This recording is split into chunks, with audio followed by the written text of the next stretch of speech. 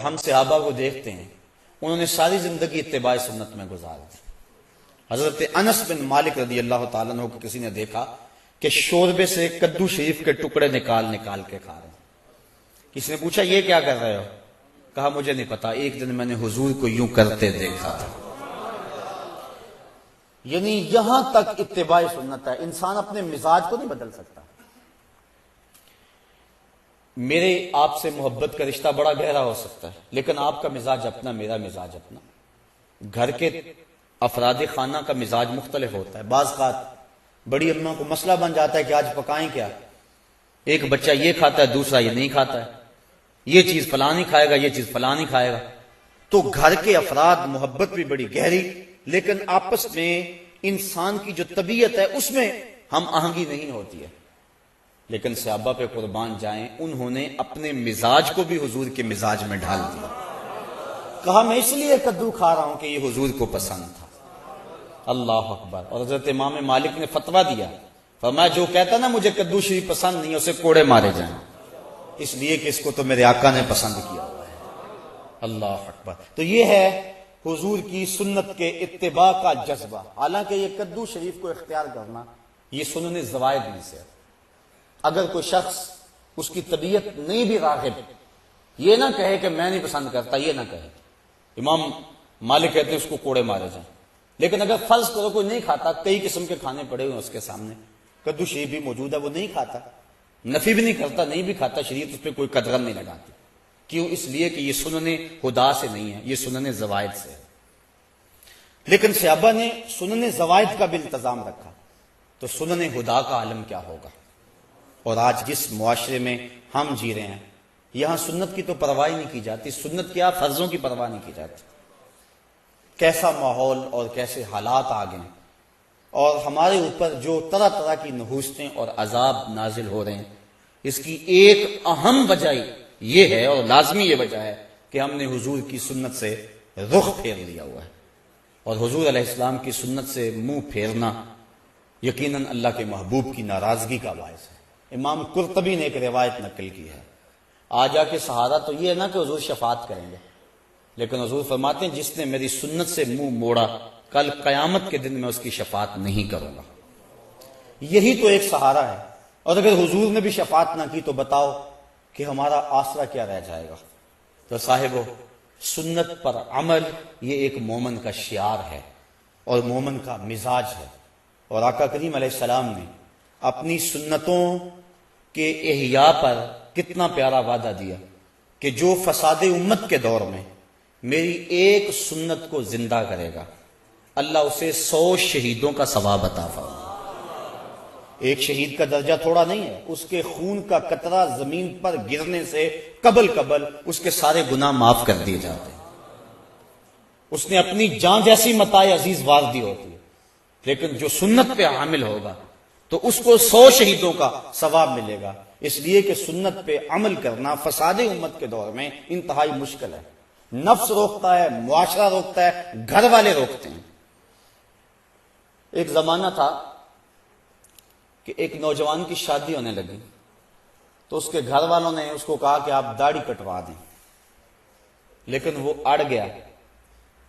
اس کے گھر والے میرے تک پہنچے کہ یہ آپ کے درس وغیرہ سنتا ہے، تو آپ جو ہے وہ اسے سمجھائیں کہ یہ داڑھی منڈوا دے۔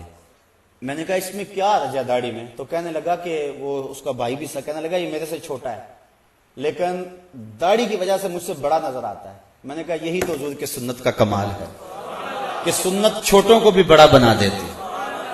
تم کہتے ہو یہ بڑا نظر آتا ہے، یہی تو سنت کا کمال ہے، سنت عزت دیتی ہے اور بڑائی دیتی ہے۔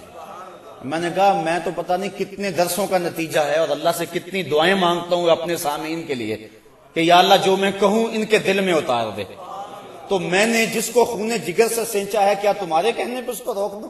یہ کیسے ہو سکتا ہے؟ میں نے کہا میں تو اس کو تھپکی دوں گا کہ جمع رہنا، ڈٹا رہنا، تیرے اوپر اللہ اس کے رسول کا سایہ رہے گا۔ تو یہ کیسا ماحول آ گیا، کیسے حالات آ گئے ہیں۔ لوگ کہتے ہیں کسی کو مسیتڑ کا تانا، وہ فلاں تو مسیتڑ ہو گیا، کسی کو کچھ کہہ دیا، کسی کو کچھ کہہ دیا۔ ہمارے معاشرے کے اندر سنت کو خفیف جانا جاتا ہے، اور جس کے نتیجے میں اللہ تعالیٰ کی طرف سے ہمارے اوپر یہ وبال ہے کہ ہم ہر وقت مشکلات اور دکھوں میں مبتلا ہیں۔ اور فرمایا الامائم تیجان العرب، امامے تو عربوں کے سر کا تاج ہے۔ اور جب بدر کے دن فرشتے نازل ہوئے تھے تو ان کے سروں کے اوپر امامے بندھے ہوئے تھے۔ اس طرح داڑھی شریف یہ حضور علیہ السلام کی سنت ہے۔ خسرو پرویز کے دو قاصد حضور کی خدمت میں آئے، لیکن ان کی منڈی ہوئی داڑیاں اور بڑی ہوئی مونچھیں حضور کے سامنے جب آ کے بیٹھے تو حضور نے فرمایا یہ تم نے کیا شکل بنا رکھی؟ تو انہوں نے کہا ہمارے خداوند خسرو پرویز نے ہمیں داڑھی منڈانے کا حکم دیا۔ تو حضور علیہ السلام غصے میں آ گئے، فرمایا تمہارے جھوٹے خدا نے تمہیں داڑھی منڈانے کا حکم دیا اور میرے خدا نے مجھے داڑھی بڑھانے کا حکم دیا۔ فرمایا جس نے اپنی داڑھی کو عقد کیا، داڑھی کو گانٹھیں دی، اس کو تو دیے، فرمایا میری خبر پہنچا دو کہ اس سے محمد بیزار ہے۔ تو نہ صرف یہ کہ اس نے داڑھی رکھی ہوئی ہے اور ہے بھی وہ مقدار سنت کے مطابق، لیکن اس کو تو دیتا ہے، تو حضور نے بیزاری کا اظہار کیا۔ اور جو حضور کی سنت کو ہی قطع کرتا ہے اور زبان سے وہ دعویٰ کرے کہ میں عاشق رسول ہوں، تو یہ کس طرح اس کے دعوے کو قبول کیا جائے گا؟ مرزا قتیل دہلی کا بہت بڑا شاعر تھا، اور فارسی اس دور میں قومی زبان تھی، بعد میں ریختی آئی، پھر اردو۔ ایران کا کوئی شخص تھا جس نے مرزا قتیل کے اشعار پڑھے تو بڑا خوش ہوا، دل میں ارماں جاگا کہ میں اس کی زیارت کر کے آؤں کہ وہ بڑا صوفی مزاج کوئی بزرگ ہے، کیونکہ شعروں کے اندر جو مضامین تھے وہ صوفیانہ تھے۔ وہ سفر کر کے جب پہنچا، گھر کے دروازے کو دستک دی، انہوں نے کہا کہ مرزا صاحب حمام پہ گئے ہیں۔ تو وہ پیچھے حمام پہ چلا گیا، تو وہ حجام کے سامنے بیٹھ کے اپنی داڑھی کٹوا رہا تھا، منڈوا رہا تھا۔ اس کے ذہن میں کوئی اور نقشہ تھا، کوئی اور تصور تھا۔ جب اس نے اس حال میں دیکھا تو کہنے لگا مرزا یہ کیا کر رہے، داڑھی تراش رہے؟ تو وہ شاعر تھا، اس نے کہا کہ میں داڑھی تراش رہا ہوں، اپنا ہی منہ چھیل رہا ہوں، کسی کا دل تو نہیں تراش رہا۔ تو اس نے کہا کہ یہ تو سمجھتا ہے میں کسی کا دل نہیں تراش رہا، یہ تو حضور کا دل تراش رہا ہے، یہ تو حضور کو تکلیف پہنچا رہا ہے۔ بس بعض کا کوئی ایک جملہ بھی ایسا ہوتا ہے کہ وہ دل پہ اتر جاتا ہے، تو فوراً وہ چیخ مار کے بے ہوش ہو گیا اور گر پڑا۔ اور جب ہوش آئی تو مرزا قتیل نے کہا تعالی اللہ چشمم باز کر دی، مرا با جانے جاں ہم راز کر دی، تو نے تو میری آنکھ کھول دی اور مجھے یار کی چوکھٹ تک پہنچا۔ تو سنت کا اتباع، اور یہ صرف داڑھی میں ہی نہیں ہے، صرف امامے بھی نہیں، یہ لباس کی سنت ہے۔